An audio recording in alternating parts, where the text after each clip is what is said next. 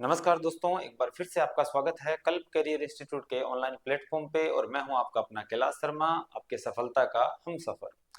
दोस्तों, हम लोग पीछे मॉक डेली अपलोड अपना स्टार्ट किया था, बट कुछ रीजन से हम लोग अपलोड नहीं कर पाए, कुछ टेक्निकल इश्यूज थे। और उम्मीद करता हूं कि आपने पीछे जो मॉक है जितने चढ़ाए थे वो आपने देख लिए होंगे और उससे आपकी तैयारी को बूस्ट भी मिला होगा। हम वापस उन्हीं क्वेश्चंस को आरएसएसबी पैटर्न पे जो क्वेश्चंस है चल रहा है, लेटेस्ट जो पैटर्न चल रहा है, लेटेस्ट आरपीएससी का जो पैटर्न चल रहा है, हम उन्हीं पैटर्न के वापस क्वेश्चंस आपके सामने लेके आए हैं। और अपना सिक्स्थ पार्ट जो है मॉक का वो आपके सामने हाजिर है। चलिए दोस्तों, बढ़िया ढंग से पढ़िएगा, तैयारी कीजिएगा। अगर बढ़िया ढंग से पढ़ेंगे, हम तैयारी करेंगे तो निश्चित तौर पर अपना सिलेक्शन होगा। अपने स्टार्ट करते हैं आज के टेस्ट को। फर्स्ट क्वेश्चन, घरों में अधिकतम 15 एम्पीयर धारा के लिए विद्युत वितरण परिपथ में फ्यूज तार बना होता है। फ्यूज तार का नीचे कंपोजिशन दे रखा है, यहाँ ये अलग अलग दे रखा है किस तरह बनता है। तो ये 15 एम्पीयर धारा का तो यहाँ काम ही नहीं है, तो इसको सोचने की जरूरत नहीं है आपको, सीधा कंपोजिशन है ये। क्या कंपोजिशन है कि जो फ्यूज तार है वो बना होता है किसका, किसका बना होता है, शिष्य का, शिष्य का और टिन का। टिन शीशा मतलब लेड यानी पीबी और प्लस असन। टिन बना होता है, ये लेड जो होता है इसमें 37% होता है, टिन जो होता है वो कितना प्रतिशत होता है, 63% होता है। कितना होता है, 63%। 37% शीशा और 63 टिन का। ठीक है, पहला क्वेश्चन बढ़िया क्वेश्चन है दोस्तों, आए हुए हैं जो क्वेश्चन प्रीवियस एग्जाम में आए हुए हैं हम उन्हीं को उठा के लेके आए हैं।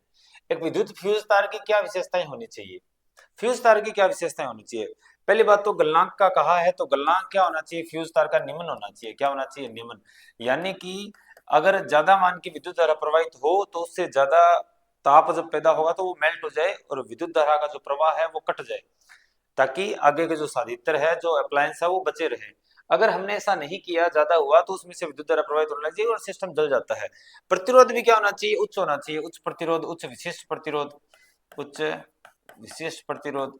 अब उच्च विशिष्ट प्रतिरोध की क्या कहानी है, प्रतिरोध ज्यादा क्यों होना चाहिए, प्रतिरोध ज्यादा इसलिए होना चाहिए क्योंकि H equal to I square R T.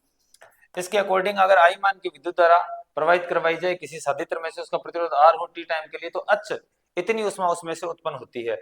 तो अगर आर ज्यादा होगा तो ऊर्जा ज्यादा उत्पन्न होगी, ताकि इजीली वो क्या हो पाए, मेल्ट हो पाए। और आप इस फॉर्मूले को तो लिख ही लेना, H equal to I square R T. अगर मैं कहूं तो मेरे को ऐसा लगता है कि इस फॉर्मूले पर बेस्ट इस बार 100% क्वेश्चन आएगा। तो इस फॉर्मूला क्वेश्चन सही हो जाएगा, निम्न गलनांक और उच्च विशिष्ट प्रतिरोध। नेक्स्ट क्वेश्चन दोस्तों, परम शून्य तापमान पर अर्धचालकों में विद्युत प्रतिरोध हो जाता है। परम शून्य तापमान, सबसे पहला परम शून्य तापमान। परम शून्य तापमान क्या होता है, परम शून्य तापमान का मतलब है सबसे कम तापमान, सबसे कम तापमान, इससे कम तापमान नहीं हो सकता। और सबसे कम तापमान कितना है, 0 केल्विन। कितना है, 0 केल्विन। और इस पर अर्धचालक क्या होते हैं, इस पर अर्धचालक कुचालक बन जाते हैं। क्या बन जाते हैं, कुचालक बन जाते हैं। क्या बन जाते हैं, कुचालक बन जाते हैं। अगर कुचालक बन जाते हैं तो प्रतिरोध क्या होगा, अनंत होगा। क्या होगा, अनंत। अगर प्रतिरोध शून्य हुआ तो इसका मतलब वो क्या बन गए, सुपर कंडक्टर। क्या बन गए, सुपर कंडक्टर। लेकिन अर्धचालक जो है वो परम शून्य तापमान पर कुचालक की तरह व्यवहार करते हैं, इस कारण उनका प्रतिरोध अनंत हो जाता है। 4 हेनरी की कुंडली में प्रेरित विद्युत वाहक बल, 4 हेनरी प्रेरक तो दे रखा है, विद्युत वाहक बल दे रखा है 16 वोल्ट। आपको ये जो इनकी यूनिट है ना, ये काफी चीजें पहचानने में मदद करेगी। तो यहां से अगर हमें क्या पूछा है, धारा के परिवर्तन की दर, धारा के परिवर्तन की दर और विद्युत वाहक बल हेनरी में संबंध है। E इक्वल टू क्या होता है, L D Y D T, D Y D T. D Y D T क्या है, विद्युत धारा में परिवर्तन की दर, विद्युत धारा में परिवर्तन की दर, विद्युत धारा में परिवर्तन की दर, परिवर्तन की दर। डिफरेंशिएशन किया हुआ है, अवकलन है। टी किसके सापेक्ष, समय के सापेक्ष। किसके सापेक्ष है, समय के सापेक्ष। तो समय के सापेक्ष हो लिया। ई की वैल्यू दे रखी है आपको कितनी, 16 दे रखी है। एल की वैल्यू 4 दे रखी है। D i by d t, और d i by d t की वैल्यू कितनी आ गई, फिर d i by d t की वैल्यू आ गई 16/4 इक्वल टू 4। अच्छा, एम्पियर पर सेकंड। क्यों, क्योंकि ऊपर क्या है, धारा, और नीचे क्या है, टाइम। धारा पर second, 4 ampere per second. Next question देखते हैं। 200 वोल्ट के एक वोल्टता जनित्र को, 200 वोल्ट, इसका मतलब V इक्वल टू क्या है, 200 वोल्ट दे रखा है, नहीं तो वो 40 वोल्ट के बल्ब से जोड़ा गया है। 40 वोल्ट का बल्ब, पी मतलब क्या है, पावर कितनी है, 40 वोल्ट, कितनी है, 40 वोल्ट गिवन है। तो बल्ब में प्रवाहित विद्युत धारा का मान P इक्वल टू क्या होता है, V I. P equal to क्या होता है, वी आई। ठीक है, और यहां से अपने को I का मान ज्ञात करना है, तो I इक्वल टू क्या हो जाएगा, P अपॉन V। P कितना दे रखा है, 40, और V कितना दे रखा है, 200। 1/5, इसका मतलब 1/5 का कितना हो गया, 0.2 वाट, सॉरी धारा है तो एम्पियर, 0.2 एम्पियर। प्रीवियस ईयर में आए हुए क्वेश्चन है दोस्तों, और यहाँ से वापस क्वेश्चन आने की पॉसिबिलिटीज है। 100 वाट का एक विद्युत बल्ब 6 घंटे प्रतिदिन का मिल जाता है। 100 वाट, वाट मतलब शक्ति, यानी यूनिट समय में, यूनिट टाइम के अंदर वो कितनी ऊर्जा का उपभोग किया जा रहा है। जितनी ऊर्जा का उपभोग किया जाता है वही ऊर्जा क्या है, उसका उसकी शक्ति रहती है। यानी यूनिट टाइम में अगर इतनी कर रहा है तो हम 6 घंटे में ज्ञात करेंगे, तो 6 से मल्टीप्लाई कर देंगे। तो 6 से मल्टीप्लाई कर देंगे तो यानी कि 100 वाट का बल्ब है और 6 घंटे तक यूज में हो रहा है, तो इसका मतलब ये इतनी ऊर्जा उपभोग करेगा। कोई भी पर्सन दे रखा हो कितने भी, 5 दिन के लिए तो 5 से गुणा कर देना, क्योंकि एक दिन के लिए 6 घंटे, तो 5 दिन के लिए 5 से मल्टीप्लाई कर देंगे, 5 दिन का आ जाएगा। तो ये आ गया 600 वाट आर आ गया। लेकिन ज्ञात किस में करना है, किलोवाट आवर में। किसमें ज्ञात करना है, किलोवाट आवर में। तो वाट है ये, तो किलोवाट करना है, तो इसको 1000 से क्या कर दो, भाग दे दो। 1 किलोवाट में कितने वाट होते हैं, 1000। 1010, तो क्या आ गया, 0.6 किलोवाट आवर। 0.6 ये रहा। और किलोवाट घंटा ये ही सामान्यतः हम जिसको बोलते हैं, घरों में कितनी यूनिट बढ़ गई, आबाई यूनिट है। यूनिट एक मात्रक है, यूनिट खुद मात्रक है। इंग्लिश में यूनिट को भी हिंदी में मात्रक कहते हैं, बट ये मात्रक मात्रक है यहाँ ऊर्जा का। ठीक है,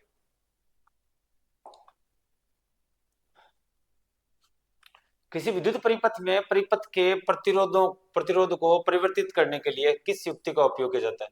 परिपथ के प्रतिरोध को, परिपथ का प्रतिरोध, ये परिपथ है आपका, बल्ब लगा रखा है।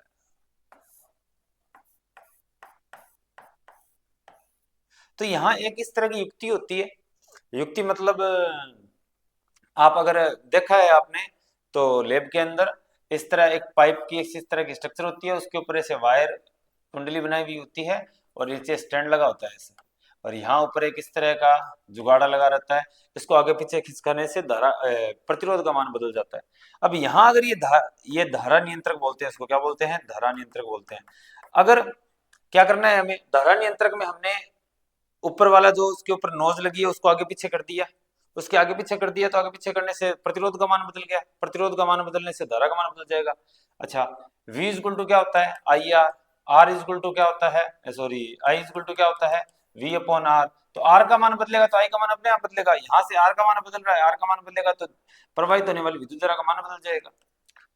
तो ऐसा कौन है, ये है धारा नियंत्रक। इसको क्या बोलते हैं, धारा नियंत्रक। क्या लिखा है, परिपथ के प्रतिरोध को परिवर्तित करने के लिए किस युक्ति का, इस परिपथ का अगर प्रतिरोध बदलना है तो इसका उपयोग किया जाता है। अच्छा, बिना बैटरी की वोल्टता बदले भी अगर धारा का मान बदलना है, बिना बैटरी बदले या बैटरी की वोल्टता बदले, बैटरी बदले भी लिखा जा सकता है, बिना बैटरी की वोल्टता को बदलते हुए धारा का मान या परिपथ की धारा का मान बदला जा सकता है। बदला जा सकता है किसकी हेल्प से, धारा नियंत्रक की हेल्प से। किसकी हेल्प से, धारा नियंत्रक। बैटरी का मान नहीं बदलना, V का मान वही पड़ा रहेगा, R का मान बदल देंगे तो I का मान बदल जाएगा। काफी बढ़िया क्वेश्चन है दोस्तों। 5 वोल्ट विभवांतर के दो बिंदुओं के बीच, 5 वोल्ट विभवांतर के दो बिंदुओं के बीच 2 कूलम आवेश को ले जाने में कितना कार्य किया जाता है। 2 कूलम आवेश को लेके जाना है, LDC 2018 में आ चुका है। विभवांतर क्या है, विभवांतर होता ही है कि कोई विद्युत क्षेत्र है, परिभाषा देख लीजिए एग्जैक्ट आप, कोई विद्युत क्षेत्र है, इस विद्युत क्षेत्र में किसी एकांक धनावेश को, किसको, एकांक धनावेश को, एकांक धनावेश को बिंदु A से बिंदु B तक ले जाने के लिए जो कार्य करना पड़ता है W, वही क्या है, विभवांतर होता है। V इक्वल टू क्या हो गया, W upon Q, W upon क्या हो गया, Q। अब इसने कहा है कि 5 वोल्ट का विभवांतर है 5, और आवेश कितना 2 कूलम लेके जाना है तो कितना कार्य करना पड़ेगा W/Q। तो W इक्वल टू क्या जाएगा 10 जूल का कार्य करना पड़ेगा। ठीक है, ये रहा। काफी बढ़िया क्वेश्चंस आए हुए हैं प्रीवियस एग्जाम्स के अंदर। माइक्रोवेव ओवन में जिस माइक्रोवेव ट्यूब का उपयोग होता है वह है। अब माइक्रोवेव ओवन की क्या कहानी है, RAS 2012 में आया क्वेश्चन है, लेकिन बढ़िया क्वेश्चन है। माइक्रोवेव ओवन की क्या कहानी है, माइक्रोवेव ओवन माइक्रोवेव ओवन में क्या होती है, मैग्नेट्रॉन ट्यूब है। क्या है, मैग्नेट्रॉन ट्यूब। ठीक है, इसके अंदर क्या लगा रहता है, इलेक्ट्रॉन पैदा करने के लिए टंगस्टन होता है। कौन होता है, इलेक्ट्रॉन पैदा करने के लिए टंगस्टन। यहां से जब ये इलेक्ट्रॉन पैदा किए जाते हैं तो चुंबकीय क्षेत्र की सहायता से, किसके क्षेत्र की सहायता से, चुंबकीय क्षेत्र की सहायता से इनको ऑर्बिट के अंदर रोटेट करवाया जाता है, ऑर्बिट में रिवॉल्व करवाया जाता है, घुमाया जाता है। क्या क्या किया जाता है, घुमाया जाता है। जब ये यहाँ घूमेंगे तो क्या पैदा करेंगे, माइक्रोवेव तरंगे पैदा करेंगे, माइक्रोवेव। और ये माइक्रोवेव जो होती है ये उस डब्बा जो होता है उसको वाला, इसमें ऐसे घूमती है, इधर उधर इधर उधर ऐसे घूमती है। तो ये घूमेगी तो ये टकराएगी किन से, अगर ये ध्रुवीय अणुओं से टकरा गई, किससे टकरा गई, ध्रुवीय अणुओं से टकरा गई। जैसे कि कोई फेट है इस तरह का।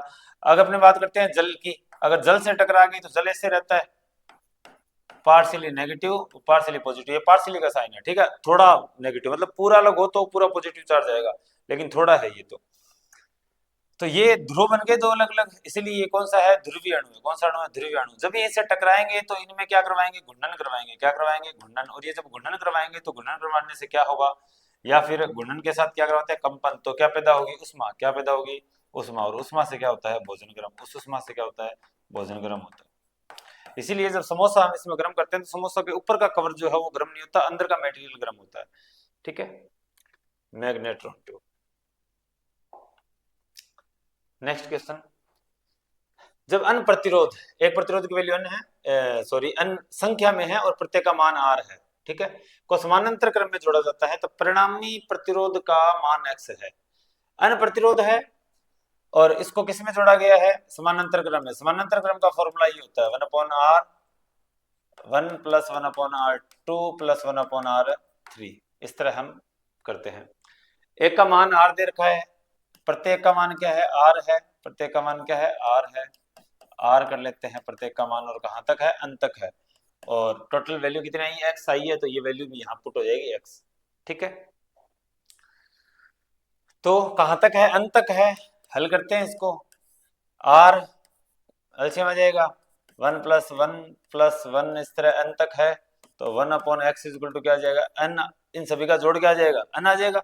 और n/r, तो r = क्या हो जाएगा, nx। r = क्या हो जाएगा, nx हो गया। ठीक है, अब ये कह रहा है कि जब यही n प्रतिरोधों को श्रेणी क्रम में जोड़ा जाए। अब श्रेणी क्रम में जोड़ा जाए तो क्या फॉर्मूला होता है, श्रेणी क्रम का फॉर्मूला होता है r = तुल्य प्रतिरोध सभी के जोड़ के बराबर होता है, इस तरह। ठीक है, अब सभी के जोड़ के बराबर है तो सारी वैल्यू क्या है, सभी का वैल्यू r क्या ही है, nx आई है।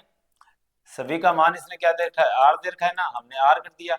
और सभी की वैल्यू क्या ही है, nx आई है, nx आई है। तो इसका मतलब nx कितने टाइम तक है, n तक। कहां तक है, n तक है। इसको मतलब n को क्या कर दूं मैं, nx से मल्टीप्लाई कर दिया। क्या कर दिया, n को nx से मल्टीप्लाई, क्या आ गया, n²x। क्या आ गया, n²x।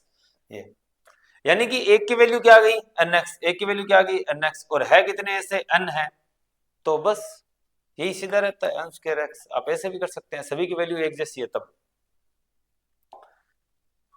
आपको समानांतर प्रतिरोध का जो क्रम है या श्रेणी क्रम है ये आपको अच्छे ढंग से आना चाहिए कुछ तरह। फ्यूज तार बना होता है, अभी हमने किया था, फ्यूज तार किसका बना होता है, टिन और शीशे का। किसका, टिन और शीशे का। शीशा कितना होता है इसमें, 37%। टिन कितना होता है इसमें, 63%। और कौन है, और फ्यूज तार इसका बन गया। और एक और, हाँ, सोल्डर धातु, सोल्डर मिश्र धातु, टांके वगैरह लगाने के लिए, वो भी इसी का उपयोग होता है। उसमें लगभग 40% शीशा होता है और 60% टिन होता है लगभग।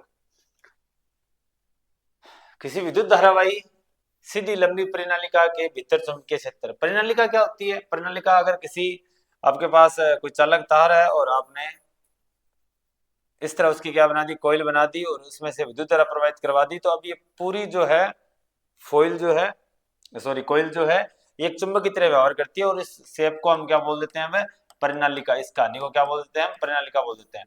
इसका एक सिरा आयन की तरह व्यवहार करता है, दूसरा सिरा अक्ष की तरह व्यवहार करता है। उसी प्रकार इसमें से चुंबकीय फ्लक्स इस तरह निकलती है, विद्युत चुंबकीय बल रेखाएं, ठीक है, अंश से निकलती है और रस में प्रवेश करती है, सेम चुंबक की तरह काम करती है। अंदर क्या होता है, अच्छा एक बात याद रखना, चुंबकीय जो क्षेत्र है वो किस पर निर्भर करता है, वो निर्भर करता है इनकी बीच की दूरियों पर। ये कितनी घनत्व जो है इन चुंबकीय बल रेखाओं का, चुंबकीय बल रेखाओं का जो घनत्व है, तो घनत्व सबसे ज्यादा कहाँ होता है, ध्रुवों पर होता है, तो वहां चुंबकीय क्षेत्र सबसे ज्यादा होगा। बट अंदर क्या होता है, सारी एक समान होती है, समानांतर चुंबकीय बल रेखाएं चुंबक के अंदर, और ये चुंबक की तरह व्यवहार कर रही है, तो हम चुंबक के अंदर की बात कर लेते हैं। प्रणालिका के अंदर भी चुंबक के अंदर की तरह काम करेगा। ये होती है सारी समानांतर, क्या होती है, समानांतर होती है। समांतर होती है तो इसका मतलब सभी की जगह क्या होगा, समान होगा, सभी जगह क्या होगा, समान चुंबकीय क्षेत्र होगा, सभी जगह समान चुंबकीय क्षेत्र। आपको याद होना चाहिए एक लूप में से कैसे विद्युत धारा प्रवाहित होती है। फ्यूज तार जिस आधार पर कार्य करता है धारा का उसमें प्रभाव। जब धारा किसी में से प्रवाहित होती है, किसी भी सादे तार में से या चालक तार में से, तो उसका तापमान बढ़ जाता है। किसी दिए गए धातु की तार की विद्युत प्रतिरोधकता निर्भर करती है, विद्युत प्रतिरोधकता रो। हालांकि आर क्या होता है, एल के डायरेक्टली प्रोपोर्शनल होता है लेंथ के, और क्रॉस सेक्शन एरिया के यानी विद्युत उसका क्षेत्रफल है उसके इनवर्सली प्रोपोर्शनल होता है। और दोनों को एक साथ लिखेंगे तो क्या लिखेंगे, आर एल अपॉन ए, और यहाँ कांस्टेंट लगाते हैं क्या, रो एल अपॉन ए, और यहाँ से रो की वैल्यू क्या आती है, आर ए अपॉन एल, ठीक है। बट यहाँ आप सोच रहे होंगे कि ए पर और एल पर डिपेंड कर रहा होगा, नहीं, ये विद्युत प्रतिरोधकता है, यानी प्रतिरोधकता है, प्रतिरोध नहीं, प्रतिरोधकता, विशिष्ट प्रतिरोध हम जिसको बोलते हैं। ये केवल प्रकृति पर निर्भर करता है, जिस पदार्थ से बना है उसकी प्रकृति पर निर्भर करेगा, लंबाई वगैरह इस पर नहीं करेगा, केवल इसी पर निर्भर करेगा। एल और ए का इसका साथ कोई लेना देना नहीं। विद्युत परिपथ हेतु किरचॉफ का प्रथम नियम आधारित है। किरचॉफ का प्रथम नियम, किरचॉफ ने दो नियम दिए थे। आसान सी भाषा में मैं आपको नियम बता देता हूं। पहला नियम, इस तरह आप एक डायग्राम बनाओ, इस डायग्राम से आपको आसानी समझ में आएगा। कोई विद्युत धारा आ रही है, तो यहाँ से विद्युत धारा निकलेगी भी। मान लिया दो जगह से निकल रही है, दो जगह से आ रही है, यहाँ मान लिया I1 आ रही है, यहाँ मान लिया I2 आ रही है, यहाँ मान लिया I3 आ रही है, यहाँ से I4 जा रही है, यहाँ से I5 जा रही है। तो इसने कहा है कि जितनी जो आ रही है ना, वो जाने वाले की बराबर होगी, वो जाने वाले की क्या होगी, बराबर होगी। यानी सभी का बीजगणितीय योग शून्य होता है। सभी किसी बिंदु है संधि नियम, इसको इसीलिए क्या कहते हैं, पहले नियम को संधि नियम भी कहते हैं। कौन सा नियम, संधि नियम, क्योंकि इस संधि की बात हो रही है। इस यदि किसी संधि पर किसी बिंदु पर अगर अलग अलग तरफ से धाराएं आ रही है, तो उसे हम क्या बोलेंगे, जो धाराएं आ रही है उसका क्या होगा, बीजगणितीय योग शून्य होगा। और बीजगणितीय योग शून्य यही कहानी, यानी ये इस तरफ होगा तो माइनस में होगा, अभी निकल रही है वो। दूसरा नियम क्या कहता है, दूसरा नियम किरचॉफ ये कहता है कि कोई भी परिपथ है, कोई भी क्या है, परिपथ है, तो परिपथ में कोई जो आपका विभव स्रोत है, क्या है, विभव का स्रोत, चाहे बैटरी जो आपने लगाई है, वहां से जो ऊर्जा दी जा रही है, वो ऊर्जा क्या होगा कि जो आपके प्रतिरोध हैं, आपके परिपथ में है प्रतिरोध, और जितने भी घरेलू आपके काम हो रहे हैं, घरेलू जो काम हो रहे हैं, उस घरेलू ऊर्जा में खपत हो जाएगी। यानी कि आपने जितनी ऊर्जा दी है नहीं, वो दूसरी तरफ कहीं ना कहीं खपत हो रही है, प्रतिरोध में वगैरह में, या ऊर्जा घरों वगैरह में। इतनी सी कहानी है। ये तो नियम काम करता है ऊर्जा संरक्षण पर। किस पर काम करता है, ऊर्जा संरक्षण पर करता है। और ये करता है आवेश संरक्षण पर। किस पर करता है, आवेश संरक्षण पर करता है। इसको ऐसे भी कहा जा सकता है कि जो विभव स्रोत से आने वाला विभव है, विभव स्रोत से मिलने वाला विभव, यानी कि जो ऊर्जा कहां से मिल रही है, बैटरी से मिल रही है, तथा जो प्रतिरोधों से वोल्टेज ड्रॉप हो रहा है, वोल्टेज ड्रॉप आप समझ पा रहे होंगे, वोल्टेज ड्रॉप यानी कि जो ऊर्जा उन प्रतिरोध के द्वारा उपयोग की जा रही है, उन सभी का बीजगणितीय योग क्या होता है, शून्य होता है। बीजगणितीय योग क्या होता है, शून्य। ये बात है दूसरा की। पहले की तो शायद थोड़ा सा सेम ही रहे, लेकिन यहाँ थोड़े शब्द बदल चुके हैं। कभी वोल्टेज ड्रॉप हो रहा है, वोल्टेज ड्रॉप किसकी वजह से, प्रतिरोध यूज कर रहे हैं ना ऊर्जा को, तो वोल्टेज कम हो रहा है, ड्रॉप मतलब कम हो जाना, वही और जितना वोल्टेज उस तरफ से मिल रही है, ऊर्जा मिल रही है, वो सेम होगी। मतलब उन टोटल बीजगणितीय योग क्या होगा, 0 होगा। तो सीधी सी बात है भाई, जितनी ऊर्जा उस तरफ से आ रही है उतनी ऊर्जा यूज हो रही है, बस ऊर्जा संरक्षण का नियम है, किरचॉफ का नियम, सामान्य नियम है ये, कोई मतलब अलग से नहीं है, एक सामान्य आदमी भी नियमों को दे सकता है, बस किरचॉफ ने देख लिया और उसने आगे डिलीवर कर दिए। इनके ऊपर आगे जो मैथमेटिकल इनकी है ना कैलकुलेशन है, वो उसके लिए उन बंदों को धन्यवाद देना चाहिए। बाकी ये तो बहुत आसान है समझने के लिए। जलते हुए विद्युत बल्ब के लिए तंतु का ताप सामान्यतः होता है, ये होता है 2000 डिग्री सेंटीग्रेड से 2500 डिग्री सेंटीग्रेड तक होता है। और इसके लिए हम यूज किसका करते हैं, टंगस्टन का यूज करते हैं, ताकि वो पिघले ना, क्या ना हो, पिघले ना। और टंगस्टन जो है वो लगभग लगभग उसका 3422 डिग्री सेंटीग्रेड क्या रहता है, गलनांक रहता है। इसका तो क्वेश्चन नहीं आना वाला, क्योंकि ये खुद वेरी करता है, कहीं 3310 दे रखा है, कहीं 3422 दे रखा है। ठीक है, नेक्स्ट देखो। अच्छा, ये वाले क्वेश्चन मैंने इसलिए डाले, कथन वाले क्वेश्चन जो है वो ज्यादा ज्यादा पजल करते हैं, तो उनको देखना हमें ज्यादा जरूरी रहता है। ठीक है, light emitting diode lamp, compact fluorescent lamp. अच्छा, पहली बात तो ये आपको आपको सीएफएल का नाम पूरा याद होना चाहिए। क्या नाम है, कॉम्पैक्ट, क्या नाम है, कॉम्पैक्ट फ्लोरोसेंट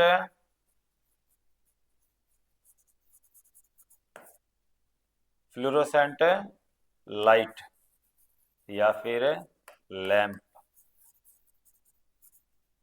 ये आपको याद होना चाहिए। ठीक है, की तुलना में अधिक लंबी सेवा अवधि प्रदान करते हैं, एलईडी दे रहे हैं, देखते हैं कारण क्या है।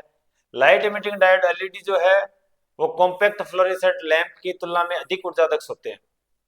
सही बात है, ये मतलब ऊर्जा का, जितनी ऊर्जा उनको मिलती है उसका बढ़िया उपयोग कर पाते हैं।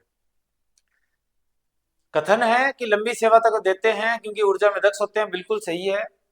कथन ए तथा दोनों सत्य है, और कथन सही स्पष्टीकरण भी है, बिल्कुल सही स्पष्टीकरण है। ठीक है, लाइट इमिटिंग डायोड की खास बात होती है आपको इसमें पॉजिटिव टर्मिनल बैटरी के पॉजिटिव टर्मिनल से और इसका एलईडी का नेगेटिव टर्मिनल बैटरी के नेगेटिव टर्मिनल से ही ऐड करना होता है। अगर आपने ऐसा नहीं किया तो एलईडी नहीं जलती, एलईडी नहीं जलती।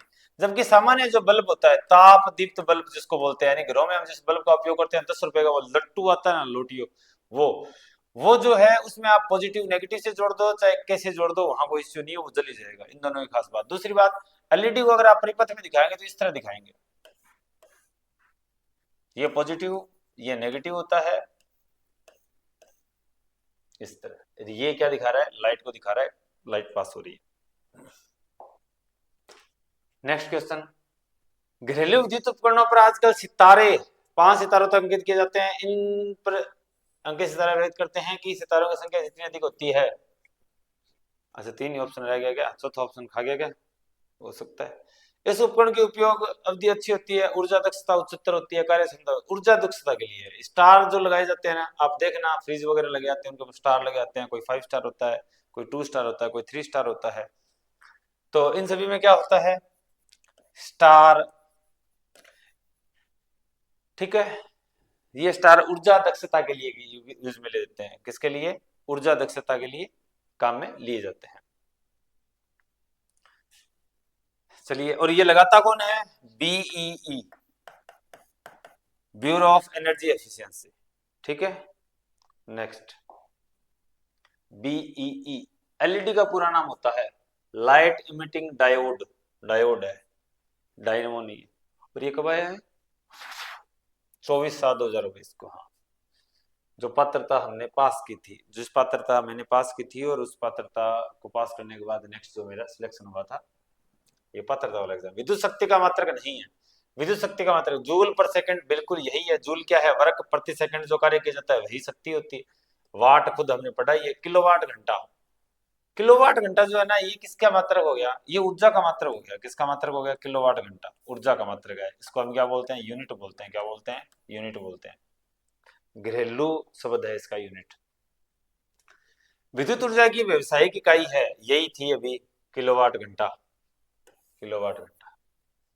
ठीक है, पजल नहीं होना हमें। इस तरह के क्वेश्चन मैंने इसलिए डाले हैं ताकि आपकी सिली मिस्टेक्स जिनको बोलते हैं वो ना हो, और आप लोग ज्यादा से ज्यादा इन चीजों को कर पाए, एक्यूरेसी लेवल को बढ़ा पाए। निम्न में से कौन सा समीकरण ओम के नियम को सही तौर पर निरूपित नहीं करता? निम्नलिखित समीकरणों में से ओम का नियम क्या है? I equal to we upon r, सही है, I equal to we upon r हो जाएगा।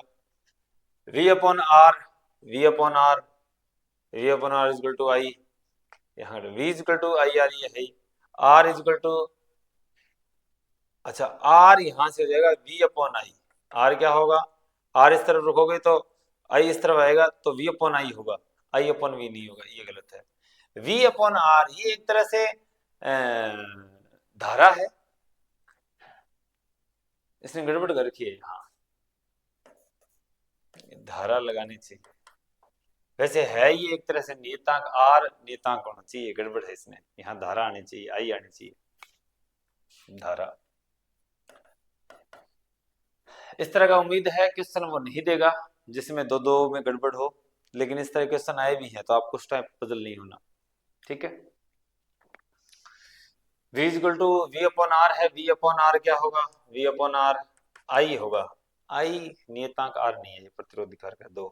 अच्छा v अपॉन आई होना चाहिए था, ये शायद मिस प्रिंटिंग हो गई जहां से मैंने लिया, ये आई होना चाहिए, तब फोर्थ उत्तर आ रहा है, लास्ट वालों में गड़बड़ है। प्रतिरोधकता की इकाई है, प्रतिरोधकता की इकाई अभी हमने कहा था क्या होता है? R is equal to rho is equal to क्या होता है? R A upon L. R क्या होता है? आर का मात्रक होता है ओम, ए का क्या होता है? मीटर स्क्वायर, और लेंथ का क्या है? मीटर, मीटर स्क्वायर से कैंसिल, क्या बच जाएगा? ओम मीटर, क्या बच जाएगा? ओम मीटर।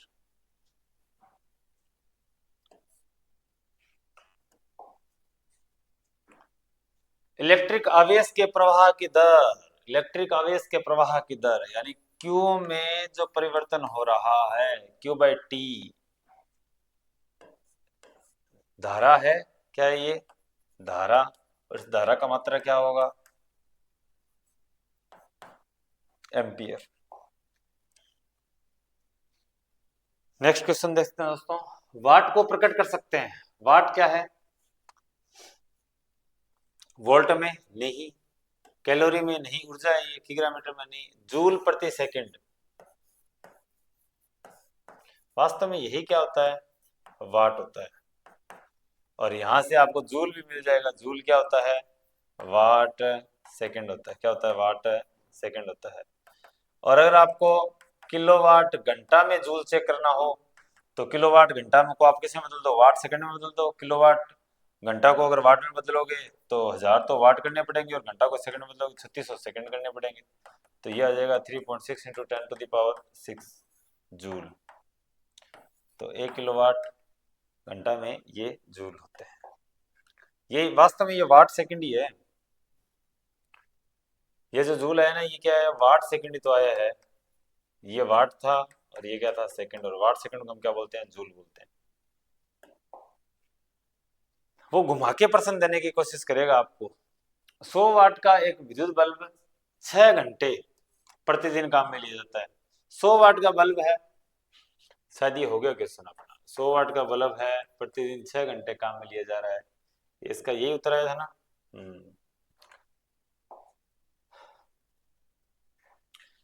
शायद पीपीटी वाले भाई साहब ने 2 बार लगा दिया क्वेश्चन। निम्नलिखित में से किसने सर्वप्रथम इस पर खोज की कि गतिशील चुंबक का उपयोग विद्युत धारा उत्पन्न करने के लिए किया जा सकता है? ये थे माइकल फेराडे। फेराडे, फेराडे कौन थे? फेराडे। फेराडे ने क्या देखा? फेराडे ने ये देखा कि जब आप किसी कुंडली में से, जब आपको यहाँ गैल्वेनोमीटर लगाए, जी का मतलब है गैल्वेनोमीटर, गैल्वेनोमीटर विद्युत धारा की दिशा बताता है, तो विद्युत धारा पैदा हो रही है कि नहीं हो रही ये भी बता पाएगा ये। जब ये इस तरह की कोई कुंडली है, इस कुंडली में से इसके पास में से जब क्या प्रवाहित, क्या गुजारी जाती है? चुंबक गुजारी जाती है। तो चुंबक में से क्या निकल रहे हैं? चुंबकीय बल रेखाएं। क्या निकल रही है? चुंबकीय बल रेखाएं। तो आगे पीछे जाएगी तो चुंबकीय बल रेखाओं की संख्या बदलती रहेगी। तो चुंबकीय बल रेखाओं की संख्या बदलेगी तो इसमें से क्या होगा? प्रेरित विद्युत वाहक बल, और प्रेरित विद्युत वाहक बल, प्रेरित विद्युत वाहक बल, और इसी से क्या पैदा होगा? इसी से प्रेरित धारा क्या पैदा होगी? प्रेरित धारा। ये तो है चुंबकीय विद्युत विद्युत चुंबकीय प्रेरण का पहला नियम, विद्युत चुंबकीय प्रेरण का पहला नियम यानी कि फैराडे का प्रथम नियम, फैराडे का प्रथम नियम, फैराडे का प्रथम नियम कहता है जब किसी कुंडली में से पास होने वाले चुंबकीय बल रेखाओं की संख्या निरंतर बदलती रहती है तो उसे हम क्या कहते हैं, फैराडे का। तो वहां से चुंबकीय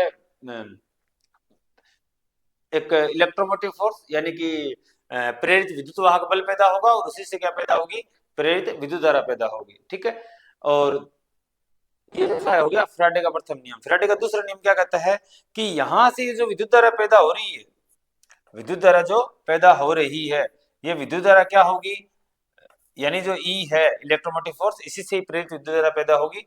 ये जो है ये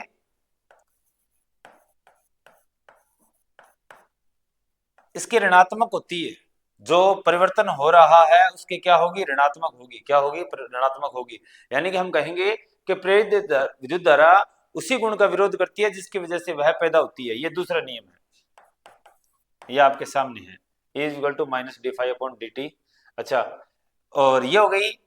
अगर फ्लक्स में परिवर्तन हो रहा है तो चुंबकीय फ्लक्स का मात्रक क्या है, चुंबकीय फ्लक्स का मात्रक है वेबर। क्या है, वेबर, जिसे हम क्या बोलेंगे, जिसे टेस्ला मीटर स्क्वायर क्या बोलता जाता है, टेस्ला मीटर स्क्वायर। और टेस्ला किसका मात्रक है, टेस्ला मात्रक है चुंबकीय क्षेत्र का। किसका मात्रक है, चुंबकीय क्षेत्र का। उम्मीद करता हूं कि आपको ये दोनों फैराडे के नियम ध्यान आ गए होंगे बड़े बड़े तौर पे। तो बाकी तो आपको खुद को पढ़ना पड़ेगा, हम तो क्वेश्चन लेके आए हैं यहाँ पे खाली। हाँ, विद्युत बल्ब में भरी जाने वाली गैस है, विद्युत बल्ब में दो गैस भरी जाती है, आर्गन और आर्गन के साथ नाइट्रोजन में नाइट्रोजन कम होती है, आर्गन ज्यादा होती है। ठीक है, 3 और 4।